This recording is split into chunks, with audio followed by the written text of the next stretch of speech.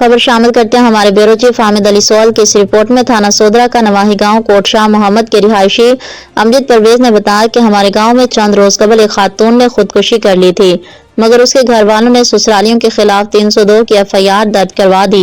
और जबकि एक गाड़ी का गाँव का लड़का शहबाज, जो बिल्कुल बेकसूर है, को भी FIR में नामजद कर दिया।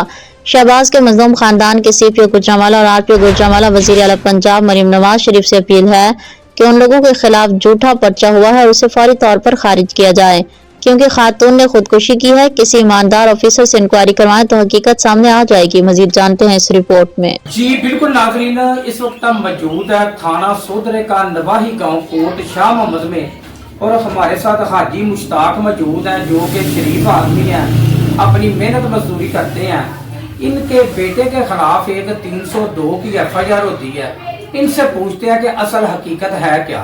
अस्सलाम वालेकुम जी। वालेकुम जी हाजी साहब, पूरा नाम की ਤੁਹਾਡਾ? जी हाजी मुश्ताक अहमद। अच्छा हाजी साहब, ਮੈਨੂੰ ਇਹ ਫਰਮਾਓ ਕਿ ਤੁਹਾਡਾ ਬੇਟਾ ਸ਼ਬਾਜ਼ ਹੈ जी ਉਹਦੇ ਤੇ ਇੱਕ FIR ਹੁੰਦੀ ਹੈ 302 ਦੀ ਕਿ ਇੱਕ ਖਾਤੂਨ ਹੈ जी ਉਹਦਾ ਇਹਨਾਂ ਨੇ ਮਿਲ ਕੇ ਤੇ ਕਤਲ ਕੀਤਾ ਹੈ। जी ਅਸਲ ਹਕੀਕਤ ਕੀ ਹੈ? ਤੁਸੀਂ ਜ਼ਾਹਿਰ ਉਮਰ ਦੇ ਸਹੀ ਹਿੱਸੇ ਚ ਹੋ, जी ਠੀਕ ਹੈ, ਜ਼ਰਾ ਫਰਮਾਓ। आउज़ु बिल्लाहि मिनश शैतानिर रजीम बिस्मिल्लाहिर रहमानिर रहीम। मैं अल्लाह नु हाज़र नाज़र जान के आना कि ये बिल्कुल हुआ जेड़ा गलत है, मेरे बच्चे ते गलत FIR हुई है। वो सिर्फ ओदी मदद करन दे बजाय ओदे उत्ते उल्टा इना केस पा देता है। वो ओनू बचा ले के मते दे साह होण ते मैं नू तां चुक के ते ला नाल मैं डॉक्टर को लै जा मते बच गए। ਉਹਦੇ ਬਚਾਉਣ ਦੇ ਬਦੌਲਤ ਇਹਨਾਂ ਮੇਰੇ ਬੱਚੇ ਤੇ FIR ਕਟਾ ਦਿੱਤੀ ਹੈ, ਔਰ ਉਹਨੂੰ ਇਹਨਾਂ ਮੁਜਰਮ ਜਿਹੜਾ ਨਾ ਕਾਤਲ ਬਣਾ ਦਿੱਤਾ ਹੈ। ਤੇ ਮੇਰੀ ਅਪੀਲ ਹੈ ਹੁਕੂਮਤ ਅੱਗੇ ਵੀ, ਮੈਂ ਸਾਬਕਾ ਆਰਮੀ ਦਾ ਬੰਦਾ ਵੀ ਹਾਂ, ਮੈਂ ਝੂਠ ਨਹੀਂ ਬੋਲਦਾ, ਮੈਂ ਵੀ ਕੱਲ ਖੁਦਾ ਨੂੰ ਜਾਨ ਦੇਣੀ ਹੈ। ਪਰ ਜਿਨ੍ਹਾਂ ਬੰਦਿਆਂ ਉਹ ਤੂੰ FIR ਕਟਾਈ ਉਹਨਾਂ ਦੇ ਹੋਰ ਖੁਦਾ ਨੂੰ ਜਾਨ ਦੇਣੀ ਜਾਂ ਨਹੀਂ ਦੇਣੀ। ਪਰ ਮੇਰਾ ਸੋਹਣਾ ਰੱਬ ਦਾ ਵੇਲਾ इंशाअल्लाह ताला ये मेरे रब दे घर दे विच इंसाफ होवेगा। अच्छा हाजी साहब, सानू ये पता चलिया है कि जदों उस बच्ची ने वकूआ कीता है जी, उस टाइम सिर्फ ओदियां बच्चियां घर हां ते ओ कल्ली बीबी घर सी जी, ओ ना ओदे ससुराल वाले बीबी दे कोई इत्थे सा जी, ना ही तुहाडा को बेटा इत्थे सी जी बिल्कुल। ते फिर किस वजह तो इन्नी केड़ी तकलीफ है उस बच्ची दे खानदान नू कि जिन्हां ने पूरे खानदान ते तुहाडे ते पर्चा करवाता है? ये मेरा जिथों तक एक नाले या मेरे का खबर है कि ओदे घरदियां ने बिल्कुल ज्यादती कीती है। उन्हां इस बच्ची दियां गल्लां जे छोटियां मोटियां घर च हुंदियां रहिंदियां ने, मियां बीवी दी हो गई, नूह सस दी हो गई या दिओर भरजाई दी हो गई, वो हर गल पिछलियां नूं दसदी सी। फिर वो हर गल नाल इन्हां नूं आंदी होंदी सी कि मैं मर जांदी, मैं तुहानूं भी मरवा के जांदी, तुसीं तां जिंदगी उठण नहीं हो लगे। ये उस बकौल बच्ची दे नफाज सन जेड़े मैं बजाते खुद भी एक दिन मेरी भांजी मैनूं आख्या अब्बू मामू जी तुसीं भी सुनो उत्थे कि ये बच्ची की कह रही है। मैं खुद होकर नफाज उस बच्ची दे सुने सन। अई अल्लाह उन्नूं जन्नत दे उस बच्ची नूं, बच्ची अच्छी सी, साडी धी सी, वो नूह सी, साडी धी सी।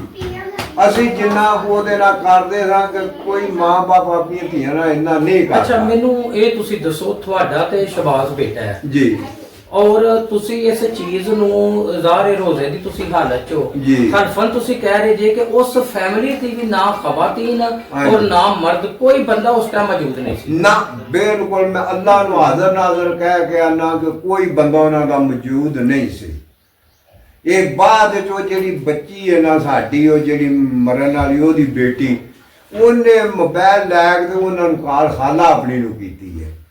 ਉਹਨੇ ਕਾਲ ਕੀਤੀ, ਉਹ ਫਿਰ ਇੰਝ ਆਈਆਂ ਨੇ ਇੱਥੇ ਆ ਕੇ ਉਹਨਾਂ ਘਰ ਨੂੰ ਵੱਟੇ ਵੀ ਮਾਰੇ ਨੇ, ਪੱਥਰ ਵੀ ਮਾਰੇ ਨੇ। ਉਹਨਾਂ ਜੋ ਪੈਸਾ ਸੀ ਨਾ ਉਸ ਬੱਚੇ ਦਾ ਕੋ ਪਿਆ ਉਹ ਵੀ ਉਹ ਲੈ ਗਈਆਂ। ਅੱਛਾ ਤੁਸੀਂ ਕੀ ਸਮਝਦੇ ਜੇ ਕਿ ਤੁਹਾਡੇ ਨਾਲ ਤੇ ਫਿਰ ਇੱਕ ਦੋਹਰੀ ਜ਼ਿਆਦਤੀ ਹੋ ਗਈ ਜੀ, ਇੱਕ ਤੇ FIR ਤੁਹਾਡੇ ਤੇ 302 ਦੀ ਹੋ ਗਈ ਜੀ, और दूसरा पुलिस ने बगैर इंक्वायरी करन तो ही इतनी बड़ी FIR दे दी जी, ਤੁਸੀਂ ਸਮਝਦੇ ਜੇ ਕਿ ਪੁਲਿਸ ਨੂੰ ਕਮ ਸੇ ਕਮ ਤੁਹਾਡੀ ਗੱਲ ਵੀ ਸੁਣਨੀ ਚਾਹੀਦੀ ਸੀ? ਜੀ ਬਿਲकुल। ਸਾਨੂੰ ਵੀ ਆਂਦੇ ਜੀ ਤੁਹਾਡਾ ਕੀ ਮਸਲਾ, ਸਾਨੂੰ ਬੁਲਾਉਂਦੇ ਸਾਨੂੰ ਤੇ ਉਦੋਂ ਨਾ ਬੁਲਾਇਆ ਕੋ ਨਾ ਹੈ ਜੀ ਬੱਚਿਆਂ ਨੂੰ ਹਾਜ਼ਰ ਕਰੋ।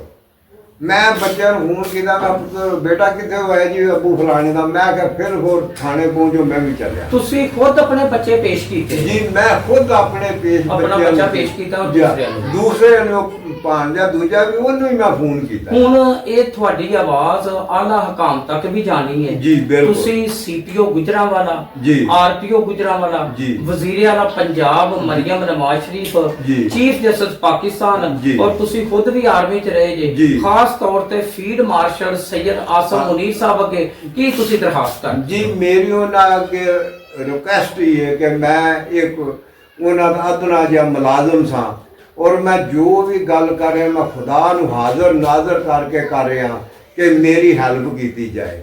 ਇਹ ਮੇਰੇ ਬੱਚੇ ਤੇ ਜਿਹੜਾ ਬੇਬੁਨਿਆਦ ਇੱਕ ਜਿਹੜਾ ਨਾ FIR ਕਟਾਈ ਉਹਨਾਂ, ਔਰ ਅਸੀਂ ਇੰਨੇ ਕੁ ਪਰੇਸ਼ਾਨ ਆ। ਮੈਂ ਹੁਣ ਖੁਦ ਇੱਕ ਜ਼ੀਫਲ ਆਦਮੀ ਆ, ਬੁੱਢਾ ਵਾਂ, ਮੇਰਾ ਕਾਰੋਬਾਰ ਵੀ ਨਹੀਂ ਹੁੰਦਾ। ਘਰ ਤੁਸੀਂ ਇਹ ਚਾਹੁੰਦੇ ਜੇ ਕਿ ਤੁਹਾਡੇ ਬੱਚੇ ਨੂੰ ਫਿਲਫੌਰ ਰਿਹਾ ਕੀਤਾ ਰਿਹਾ ਕੀਤਾ ਜਾਏ शुक्रिया। बस।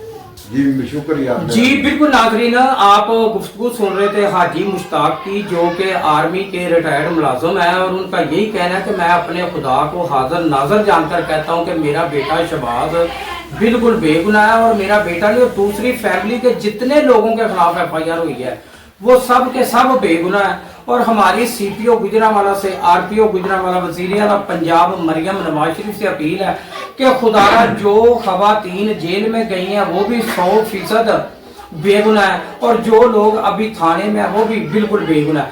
खुदारा इनकी इंक्वायरी की जाए। अगर तो इन लोगों ने जुर्म किया तो इनको सजा मिलनी चाहिए। अगर ये बेगुनाह है तो इन्हें फिलफौर, रमजान का महीना चल रहा है, ताक रहते हैं, इन्हें रिहा किया जाए।